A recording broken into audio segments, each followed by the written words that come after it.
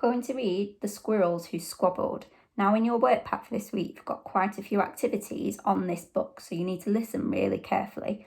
I'll read the story and then I'll go through the activities for you just so you know what to do. So The Squirrels Who Squabbled. In a towering forest where summer had been, the cool air bit fresh and the mosses grew green. And as autumn edged in and the sky raged red, the sleepiest creatures got ready for bed. While up in a tree swung a flighty young squirrel, who everyone knew as Spontaneous Cyril.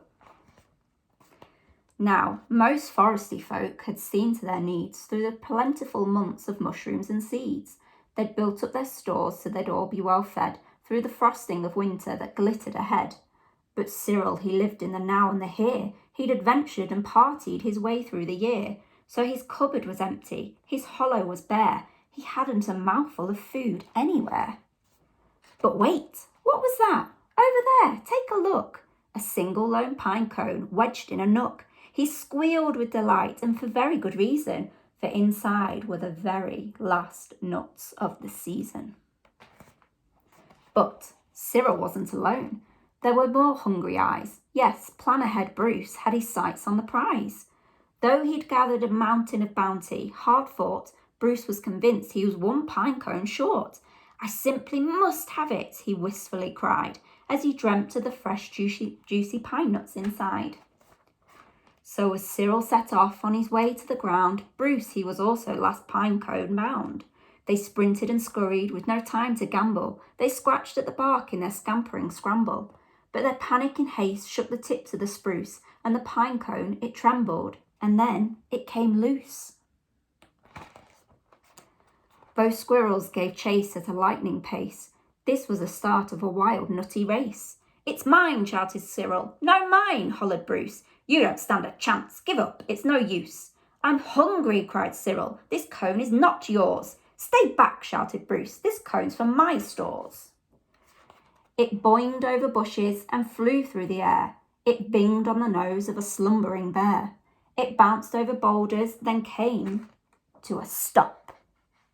Then teetered and wobbled and quivered and plop. Both squirrels followed. Oh, the water was fast.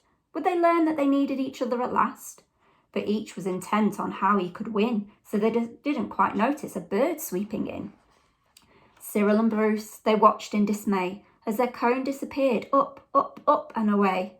Come back, shouted Cyril. There are nuts, exclaimed Bruce. But all hope was gone. It was simply no use. And meanwhile they drifted right up to the ledge. Greed, it was driving them over the edge. Cyril and Bruce, they had taken a fall. They were paying the price for wanting it all. They'd squandered their chances to team up and share. Would their nutty young hopes simply end in despair? Bruised and bedraggled, they swept past dry land. Cyril grabbed at a branch with a trembling hand. Catching Bruce with the other, he heaved and he huffed and dragged him to safety with panting and puffs. They stared at the sky, quite lost in deep thought, until Bruce looked at Cyril and let out a snort. How silly we are, he proclaimed all a jiggle. How greedy I've been, spluttered Bruce with a giggle. We shall change from today, may the squabbling cease. We should celebrate, seeing we're both in one piece.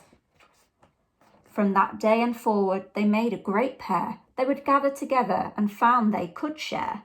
Yes, Cyril and Bruce, they knew in the end, the best thing to share is a laugh with a friend. What a lovely little book. So, I hope you enjoyed that story. So now I'm going to show you some of the activities that are going to come in your work pack based on this story.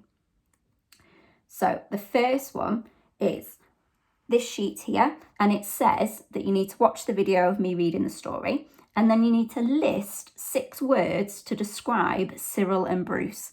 Now you could describe what they look like, or you could describe what they are like as squirrels. Are they nice? Are they kind? Are they greedy?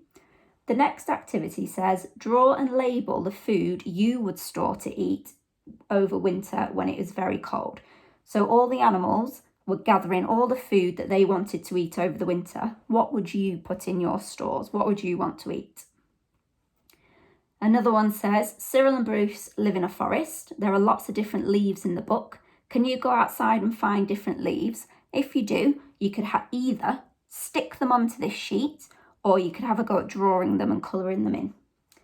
Next activity says, Cyril and Bruce learn to share at the end of the book. Sharing is a really nice thing to do. So what do you like to share with people? And can you write some sentences to explain some of the things that you might share maybe with your family or your friends? This activity is a sequencing one. So you've got all these pictures from the book. What you need to do is very carefully cut them out and stick them in the right order that they happen. So which picture comes first, right down to which picture comes last at number 8. Then you've got some addition and subtraction questions to solve. And then the last activity is just writing some sentences to describe these pictures that you can see. So watch the video as many times as you need to help you with these activities. I hope you enjoyed the story, and I hope you have fun doing some of these activities.